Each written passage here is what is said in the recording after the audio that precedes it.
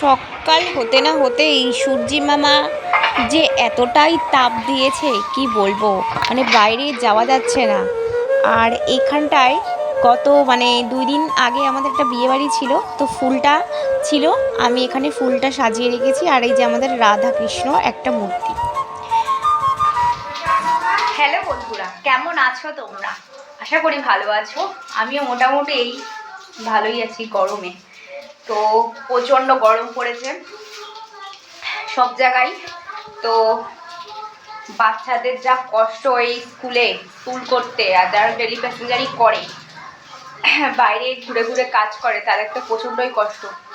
আর যারা house wife তাদেরও কষ্ট এই গরমে, কারণ এই গরমে রান্না করতে প্রচণ্ড কষ্ট। যারা রান্না করে তারাই বোঝে। তো আমি এই যে রান্না করছিলাম, দেখো কিরকম গরম লাগছে। যাই হোক, তো বেশি বকবক করবো না। তো অনেকদিন পর চলে আসলাম তোমাদের সাথে একটা ব্লগ ভিডিও নিয়ে। তো এখানে দেখো আমার মাম্মাম সোনা, দেখো এখানে ওর ঠাম্মির ঘরে এখন টিভি দেখছে। তো আমি ওকে টিভিতে এরকম কার্টুন চালিয়ে রাখি, আর আমার ততক্ষণে আমি কাজগুলো গুছিয়ে নিই। তো এখন ও টিভি দেখছে, তারপর আমি আমার ছেলেকেও খাইয়ে দাইয়ে স্কুলে পাঠিয়ে দেব।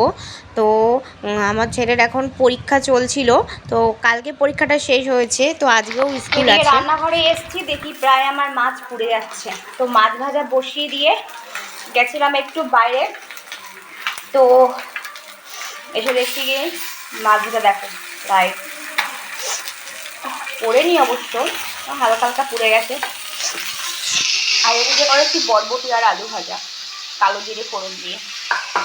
আর সকালবেলা করেছিলাম টক ডাল। এখানে আমার ভাতও হয়ে গেছে, গরম গরম ভাত।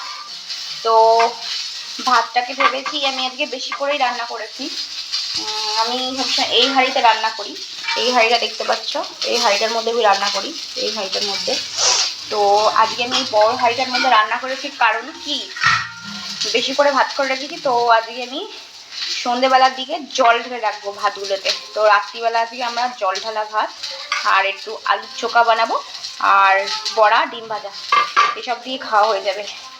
আর ভালো লাগছে না গরমের মধ্যে, তো আজকে একটু এই জল ঢালা ভাতই খাবো রাত্রিবেলা। তো আজকে বেশি কিছু করিনি, এই মাছ ভাজা করেছি, এই বরবটি আলু ভাজা করেছি, টক ডাল করেছি, আর একটা কী যেন করলাম যেন মনে পড়ছে না, ও পাট শাক ভাজা। তো আজকে এই আইটেম হয়েছে। যাও এবার মুখ ধুয়ে নাও, যে গায়ের মধ্যে ভাত লেগে, যা মুখ ধুয়ে আসো, যাও যা, হাতে গায়ে ভাত লেগে আমি স্নান করিয়ে দেবো তারপর। তাড়াতাড়ি স্নান করিয়ে দেবো, খেয়ে না, এই হাত ধুয়ে নাও।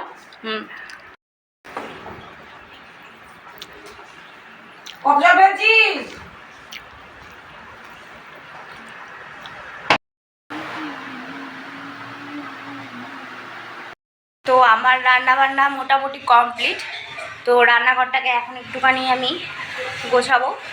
তো রান্নাঘরটা একটু পরিষ্কার করব, তারপর ফ্রেশ হয়ে নেব, তারপর আবার ছেলেকে আমি 2টোর সময় স্কুলে আনতে যাব। এখনও অবশ্য গরমের ছুটি পড়েনি, খুব তাড়াতাড়ি পড়ে যাবে গরমের ছুটি। তো পরীক্ষা চলছিল, তো পরীক্ষাটা শেষ হয়েছে গতকাল, তো আজকেও পাঠিয়েছি স্কুলে। তো এর মধ্যে হয়তো গরমের ছুটি পড়ে যাবে, প্রচণ্ড যা গরম পড়েছে। তো চলো দেখতে থাকো। সকাল সকালই আমি দেখো আমাদের ঘরের বেডশিটটাকে আমি পাল্টে নিয়েছিলাম, তো পুরোপুরি আমি পরিষ্কার করে নিয়েছি। লাইটটা আমি জ্বালিয়ে দিচ্ছি, তোমাকে দেখাচ্ছি। তো দেখো আমি ঘরটার মুছে ফেলেছি, যাই হোক মোছা টোচা হয়ে গেছে। আর জানলাটা আমি সকাল সকালই দিয়ে দিয়েছি, তো প্রচণ্ড রোদ আসছে, তো এই জানলাটা আর বেশিক্ষণ খুলে রাখা যাবে না, প্রচণ্ড রোদ। তো এখন প্রায় 12টার কাছাকাছি বাজে, তারপর আমি জানলাটা এখন আমি দিয়ে দেবো, যা রোদের তাপ আসছে। আর সকাল 10টার পর আগে হোক আর পরে 10টার মধ্যে আমি সব জানলা দরজা সব দিয়ে নিই, যা রোদের তাপ আসে কি বলবো। তো ঘরের লাইটটা বন্ধ করে রাখলে ঘরটা ঠান্ডাও থাকে। আর বিকেল হলে আমার মাম্মামের বায়না, তো তোমরা দেখো এটা আমি আগে ভিডিওটা করে রেখেছিলাম। সেটা বুঝে কোথায় যাবে তুমি?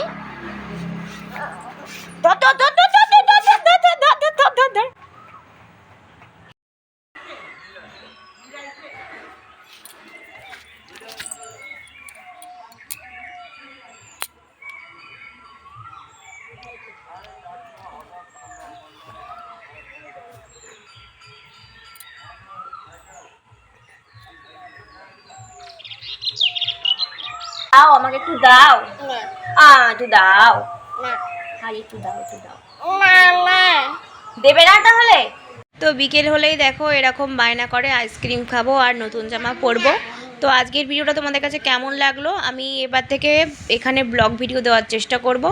তো তোমরা ভালো থেকো, সুস্থ থেকো, আমার পাশে থেকো। তো চলো টাটা।